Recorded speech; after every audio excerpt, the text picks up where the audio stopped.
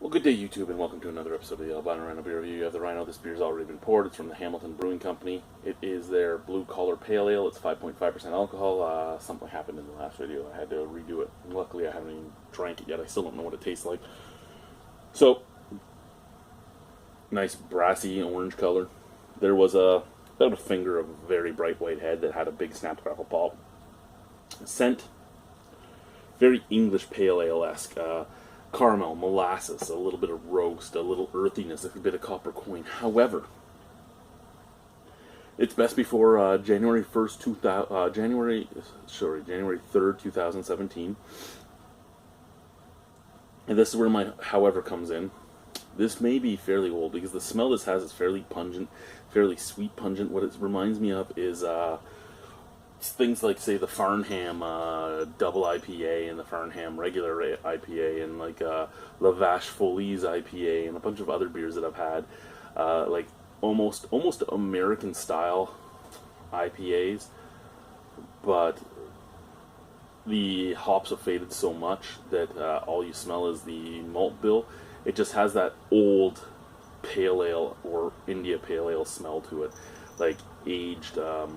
Even though it smells like an English, just the sweetness and all that smells like a double IPA that's just aged so much that the hops are gone, which does kind of worry me. I won't lie to you, it does kind of worry me. But let's try it. Cheers.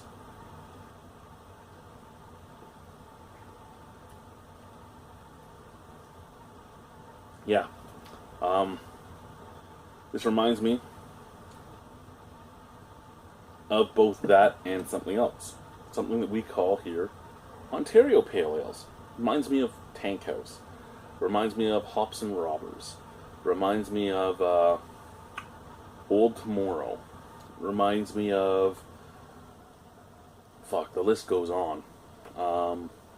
Augusta Ale from Kensington. It reminds me of just the Ontario Pale Ales. They all have kind of the same flavor, which is an English-esque flavor with a little bit more hops. It's not just earthiness, it's earthiness and a touch of fruit.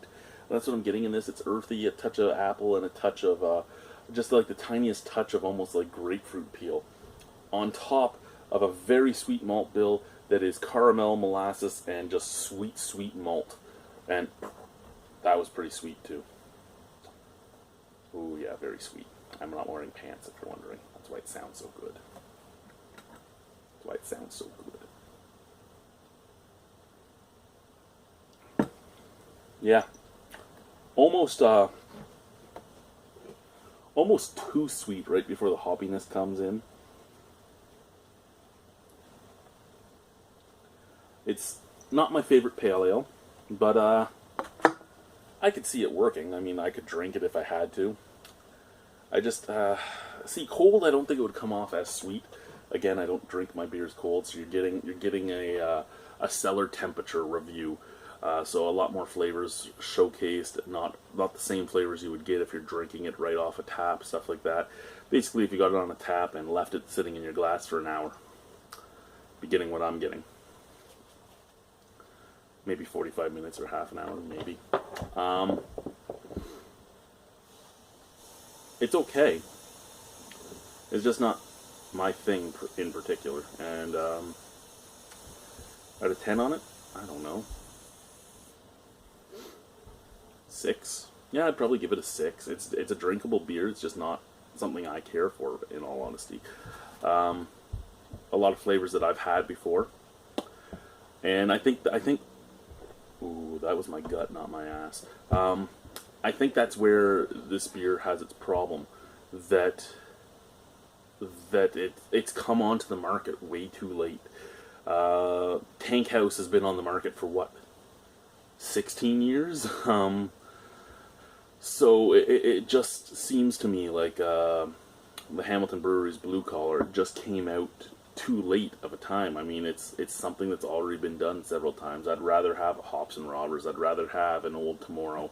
I'd rather have a Mill Street's Tank House. I'd rather have a lot of other beers that have been on the market in Ontario longer that taste pretty damn close to the same. Like, I'm not going to say identical, but pretty damn close.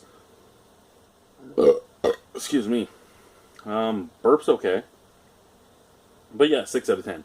It's worth drinking if it's your local brewery. Drink it. If you like it, drink it. If you've never had it, try it. You might really like it. But if you enjoy the Ontario Pale Ales, you enjoy the stuff like I was saying, you'll probably enjoy this. Just for me, it's been done before, and that's really where I'm at with it. I didn't drink much. Well, I drank a lot, if you think about it, because it's a 330 milliliter glass, so 473 milliliter can. So I've had over 160 milliliters. I've had about a third of it. I'll finish the rest as I'm over there watching TV. Thank you guys. Bye.